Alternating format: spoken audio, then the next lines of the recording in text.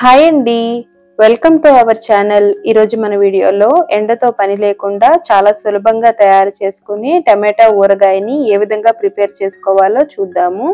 ఈ విధంగా తయారు చేశారంటే అన్నంలోకి టిఫిన్స్లోకి తినచ్చు, చాలా బాగుంటుంది.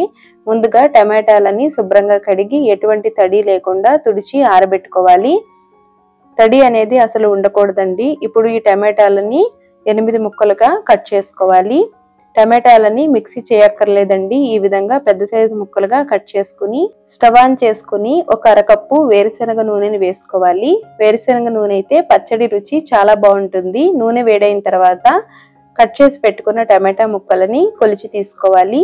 3 కప్పుల టమాటా ముక్కలకి అరకప్పు చింతపండుని వేసుకోవాలి. చింతపండు వేసేటప్పుడు నారలు గింజలు తీసేసుకుని వేసుకోవాలండి.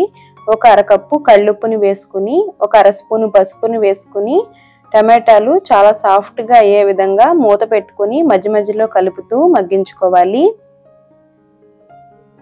టమాటాలు ఎంత బాగా మగ్గించుకుంటే పచ్చడి రుచి అంత బాగుంటుంది.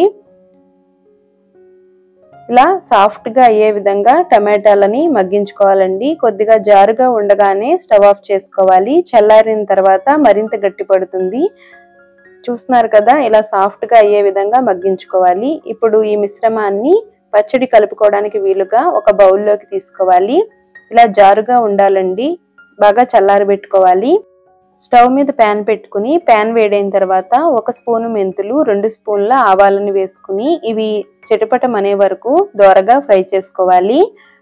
పచ్చడిలోకి మెంతి పిండి ఆవపిండి టేస్ట్ చాలా బాగుంటుంది. ఇలా చిటపటం అన్న తర్వాత స్టవ్ ఆఫ్ చేసుకోవాలి. బాగా చల్లారనిచ్చి మెత్తటి పౌడర్ లాగా మిక్సీ చేసుకోవాలి. మరొకసారి స్టవ్ ఆన్ చేసుకుని ప్యాన్ పెట్టుకుని ప్యాన్ వేడైన తర్వాత 1 కప్పు వేరుశనగ నూనెని వేసుకోవాలి.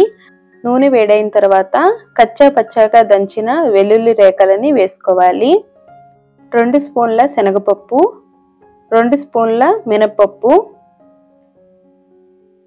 ఒక అర స్పూను ఆవాలు, అర స్పూను జీలకర్రని వేసుకుని కారానికి తగినట్లుగా ఒక 10 వరకు ఎండుమిర్చిని వేసుకుని ఈ పోపు దినుసులన్నీ దోరగా ఫ్రై చేసుకోవాలి.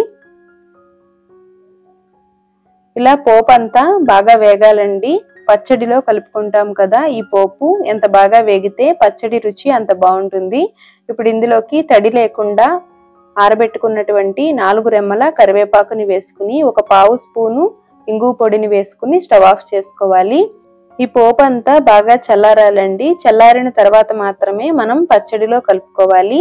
పచ్చడిలో మెంతిపిండి ఆవపిండి వేస్తాం కదండి, వేడిగా ఉన్నప్పుడు వేస్తే చేదొస్తుంది. అందువల్ల చల్లారబెట్టుకోవాలి. ఇప్పుడు ఈ పచ్చడి మిశ్రమం కూడా బాగా చల్లారాలండి. ఇలా చల్లారిన పచ్చడి మిశ్రమంలోకి మనం ఏ కప్పుతోటైతే మొదటి నుంచి కొలిచి తీసుకుంటున్నామో అదే కప్పుతోటి 1 కప్పు కారాన్ని వేసుకోవాలి. మిక్సీ చేసుకున్నటువంటి ఆవ మెంతిపిండిని వేసుకోవాలి. ఈ టమాటా మిశ్రమం బాగా చల్లారిన తర్వాత చూసారు కదా, కొద్దిగా గట్టిపడింది. ఇప్పుడు కారము ఇంకా మెంతిపిండి బాగా కలిసేలాగా కలుపుకోవాలి. సాల్ట్ అనేది 3వ రోజు మరొకసారి కలుపుకున్న తర్వాత చెక్ చేసుకుని వేసుకోవాలండి.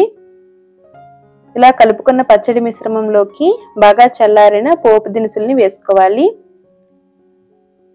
ఇప్పుడు మరొకసారి బాగా కలిసేలాగా కలుపుకోవాలి. ఈ పచ్చడి చాలా రుచిగా ఉంటుందండి. తడి తగలకుండా గాజు సీసాలో స్టోర్ చేసుకుంటే మనకి 6 నెలల పాటు ఖచ్చితంగా నిల్వ ఉంటుంది. బాగా చల్లారిన తర్వాత ఊరగాయల్ని గాజు సీసాలో స్టోర్ చేసుకుంటే మనకి పచ్చడి చాలా రోజులు నిల్వ ఉంటుందండి. చూసారు కదా, ఎంతో సులభంగా తయారు చేసాము. మీరు కూడా ట్రై చేసి ఎలా వచ్చిందో కామెంట్ చేయండి. వేడివేడి అన్నంలోకి కలుపుకొని తినొచ్చండి. టిఫిన్స్లో కూడా నలుచుకోవచ్చు. చాలా టేస్టీగా ఉంటుంది. Thanks for watching.